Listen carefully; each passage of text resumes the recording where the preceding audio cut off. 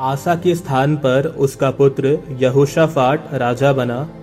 वह इस्राएल के विरुद्ध शक्तिशाली होता गया। उसने यूदा के सब किलाबंद नगरों में सैनिक रखे और यूदा में और इफ्राईम के उन नगरों में जिन्हें उसके पिता आसा ने छीन लिया था रक्षक सेना रखी।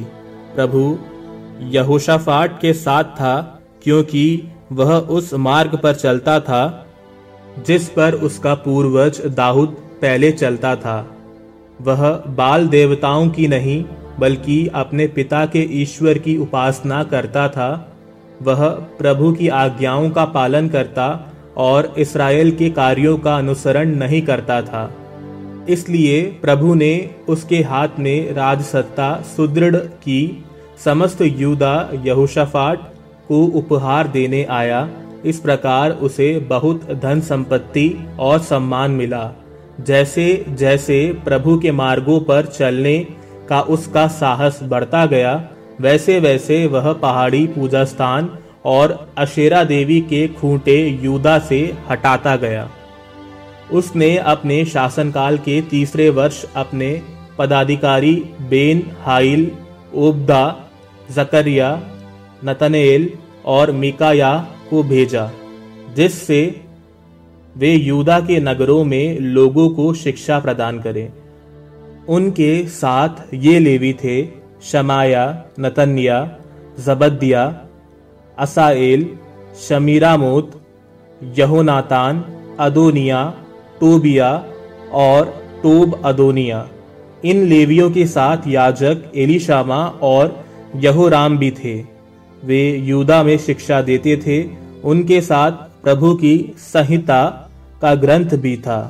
वे यूदा के सब नगरों में भ्रमण करते हुए लोगों को शिक्षा देते थे।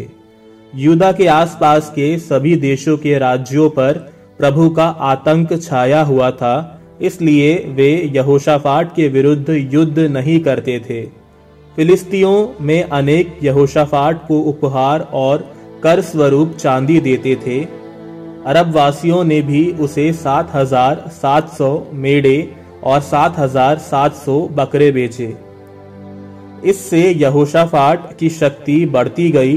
उसने यूदा में बुर्ज और भंडार नगर बनवाए। यूदा के नगरों में भी भंडार और यरूशलेम में वीर सैनिक थे। उनके कुटुंबों के अनुसार उनका क्रम यह था: यूदा से सहस्रपति मुखिया अदना, उसके साथ 3 लाख वीर योद्धा थे। उसके बाद मुखिया योहानान, जिसके नीचे 2,80,000 योद्धा थे। फिर जिक्री का पुत्र अमस्या, जिसने स्वेच्छा से अपने आप को प्रभु को समर्पित कर दिया था। उसके साथ 2 लाख वीर योद्धा थे। बेन्यामीन से वीर एलियादा, उसके नीचे 2 लाख धनुर्धर सैनिक थे जिनके पास ढालें थी। योजाबाद, जिसके नीचे युद्ध के लिए तैयार 1,80,000 आदमी थे। ये सब राजा की सेवा में थे। इनके अतिरिक्त वे भी थे जिनको राजा ने यूदा भर में दुर्गों में रखा था।